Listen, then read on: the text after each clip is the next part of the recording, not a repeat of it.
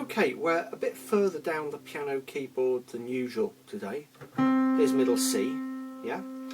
The reason I brought you down here is so that we can look at a stride exercise, left hand stride. Now, we've looked at stride before. This is a simple stride on the chord of C, and it's very common in early jazz and blues and ragtime and that kind of music. But even if you don't want to play that kind of stuff, practicing the stride is useful because it really helps you develop your left hand skills. Okay, most of us are very confident with our right hand for understandable reasons, but sometimes the left neck gets neglected, and stride really helps develop it, and you can see why. First of all, it has to be precise. Yeah, you've got to land on the right notes, but there's no kind of feeling for them. This is a simple stride in a chord of C, but as you can see, we've got to land straight on the C major chord. Okay, you can see what I'm doing. So it's a single note down here followed by a chord up here. Okay, so single note in this bit of the piano, chord in this bit of the piano, and single note on the on beat, beats 1 and 3 of the 4-beat bar, and chord on the off beat, beats 2 and 4 of the 4-beat bar. 1, 2, 3, 4, 1, 2, 3, 4. And typically what I'm doing in the left is playing the first note of the chord and then the fifth note of the chord. 1, 5, 1, 5, 1, 5, 1, 5. You'll see that the logical finger to use would always be your pinky, but I don't always do that. I sometimes, because you're jumping, you might as well use a strong finger. I sometimes use a middle finger instead, especially on the first beat of the bar. Okay, so very straightforward, but it really helps you practice the kind of precision and control of your left hand, because you have to be in the right position as soon as your hand lands. Okay, there's no getting away with it, and it's a really difficult thing to do. Brilliant stride pianists are absolutely 100% precise. If you Google or if you search on YouTube for some video of Art Tatum playing the piano, he's incredible. It's like a metronome. Really fast, really precise, far better than I could ever do. But you know, for us mere mortals, it's a very useful thing to do, because it does help us get used to finding chords in the left hand quickly, which is a useful skill, and moving our hands using this part of our arm. So placing our left hand on the keyboard very easily and very quickly in the chord we want, in a way that's much easier in the right hand, and most of us find really quite natural. Okay, so let's have a look at this exercise. It's got 16 bars, and the chords are quite simple. I'm not going to put the chords on screen. I'm trying to get away from doing chords as captions, because I know if people, and a lot of people do this, if you're watching with subtitles, then the chords down the bottom tend to fight with the subtitles. So I'm just going to tell you the chords and take you through them. If you find you can't remember them, just rewind the video and jot them down, but they're not really that difficult. If the chords themselves don't make sense to you, then probably you need to reel back in my timeline of videos a little bit and look at some of the more basic stuff, because I'm working on the basis here that when I talk about different chords, you know what I'm on about. If you're not confident with that kind of thing, as I say, look at some of my earlier videos. There's tons of stuff on basic harmony and basic chords. Okay, so let's have a look at this chord sequence. 16 bars, and our first chord is a C. Okay, C. Second chord is E flat diminished, a little bit scary. 1, 2, 3, 4. D minor 7, quite a difficult one to land on, you'll see. And then G7. Okay, so those are our first 4 bars. And then for the next 4 bars, those chords repeat. C, E flat diminished, D minor 7, G7. Okay, so that's up to 8 bars. And then we go C, C7, again, difficult one to get, F, F minor, C, D minor 7, G7, C. And then bar 16 we just do a G chord as a turnaround to take us back to the start. If you're finishing, you would just make that a C chord.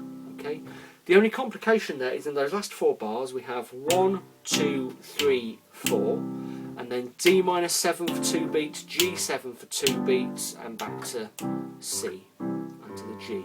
So in other words, all of the bars, all of the 16 bars have just one chord in them, apart from that one bar near the end. I think it's probably bar 13 or 14, where you just have to split it between D7 and G7. Okay, before getting back to the C. Yeah? So those are your chords. As I say, if you can't remember them, just reel back, watch me do it again, and write them down. And the first part of the exercise is just to practice that sequence using a stride. Doesn't particularly matter which notes you choose. You could use that C down here, or that one, or that G, or whatever. As long as you're striding, keep it steady at first, because what you're focusing on is getting the timing right, absolutely as tight 4 in the bar as you can, but also making sure you're landing on those chords with precision and evenness. Okay, so nothing sloppy. Okay, equal force on each chord. And if you can, see if you can do it softly and still keep the evenness, because bashing down on them is quite easy actually, because you can really push in and get the notes, but doing it softly and gently is harder. Okay, so that's the first thing to do. Let's go through it and take it really steady. Okay, here we go. C, E flat diminished, D minor 7, nice and even, G7, C, E flat diminished, D minor 7, focus on the evenness, G7, C, C7, that's a hard one, F, F minor, C, D minor 7, G7, C, G7 to turn us around and back to the start. Okay, we'll just do that over and over again, really practicing your evenness and your control. If you're good at transposition, you could even look at moving it into different keys. You know, start on F, so F, A flat diminished, G minor 7, C7, and so on. But if you're not confident with that, just stick to doing it in C for now. Okay, and really focus on getting evenness, and if you can, make the jumps nice and big. As you get more confident, okay, that's a bit more ridiculous. That's not quite what you would normally play, but as I say, it's all good practice. So that's your left hand. What can you do in the right? Well, there are a couple of things, but the short answer is improvise. Look back at some of my earlier videos, pick out some of the riffs I've taught you. Okay.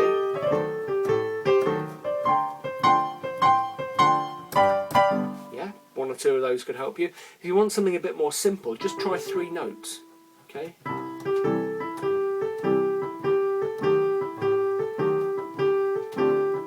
Whoops.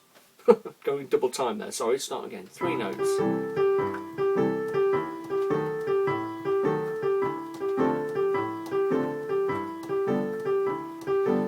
Again, do it over and over and over again. Quite boring and absolutely hell for anyone who's in the house with you and trying to try not to listen. But it helps develop the independence of hands and get your left hand doing that good positioning without even thinking about it. And that's what you're after. You're after it becoming seamless. So your left hand can just jump out and hit a D minor, jump out and hit a D minor 7 chord or a C7 chord or whatever. That's the effect we're after. Okay. If you want another kind of effective right hand, you could just play block chords in a kind of rhythmic pattern.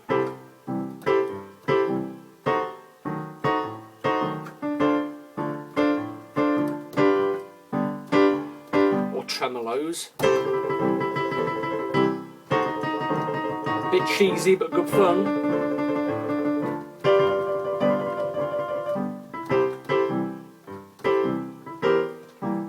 It's all developing the independence of our hands. And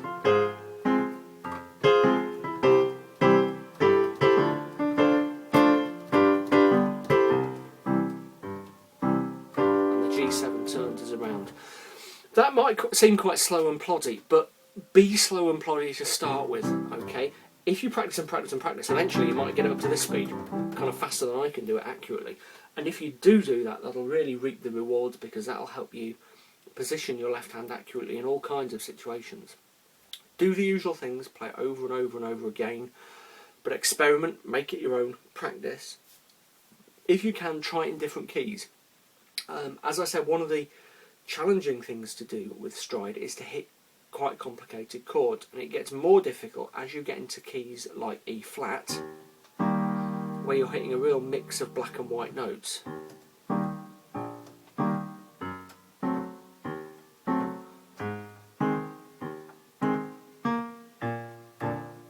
And again, feel free to mess around like that or put in little runs. Okay, let's go back to C.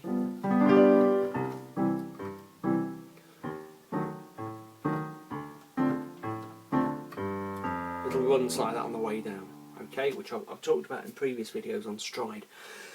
Okay, so there we go. A little bit more advanced. As I say, even if you're not into ragtime or stride, give it a go, because it does help the positioning. It does help the confidence of that left hand. I don't play a great deal of stride. It's something I should do more often, as you can probably tell. But it will help. It will give you a lot of confidence. I played an awful lot of this kind of thing when I was a kid, playing in jazz bands at school, and it does really instill in you a feel for the piano keyboard and where the different notes are, and also gives you a sense of greater space on the keyboard. As I've said repeatedly in the past, one of the difficulties that a lot of learners face is you kind of get trapped in these two octaves. Okay, and you kind of lose confidence out here. And there's no reason why you should, because the notes are exactly the same, they're just at different pitches. So there we go. If you get stuck with any of that, if it doesn't make sense, ping me a message, leave a comment. I will try to get back to you reasonably soon. I'm a bit swamped with comments and work at the moment, but I do try to answer all comments eventually. You might also be interested in my book. There's How to Really Play Piano, which as usual I've left in an inconvenient place to show you. How to Really Play Piano, the stuff your teacher never taught you. There's all the stuff on basic harmony in there, and various bits on stride as well, which I can't quite find at the minute, but I promise you it is in there. Oh yeah, there we go. So there's some stuff on basic stride, page 79. The stride works quite well and generates a good rhythm and harmonic accompaniment. There we go, words of wisdom. $14.95 for the print edition, $9.95 for the digital edition. Lots of people seem to like it, so hopefully it will be useful to you. If you're not subscribed to my channel, please do subscribe. I try to post videos every week if I can, work permitting. If you've got any requests for videos, give me a shout. I'm always happy to help. The only thing I don't do is song walkthroughs, because I kind of think that's cheating. I like to teach people the techniques rather than just how to play, you know, different songs on the piano. So there we go. One thing I should say, just an announcement for regulars, I'm thinking of doing a short series of tutorials on very basic piano for absolute beginners. How to read music, how to get started finding notes on the keyboard, you know, because I know a lot of people are interested in that kind of thing. If you think that sounds like a good idea, guys, please let me know, because I'm trying to do a bit of a survey, sound people out, because I think there are quite a few people who watch the channel and pick up the stuff but don't have any formal piano education, and for whom some basic lessons might be really quite useful. So if you think that would be a good idea, leave a comment. You've probably stopped watching this video by now, so I'm probably going to get no responses to that whatsoever, but anyway, there we go. I hope that was useful. I will post more videos soon, and there we go. Okay, I'll see you soon.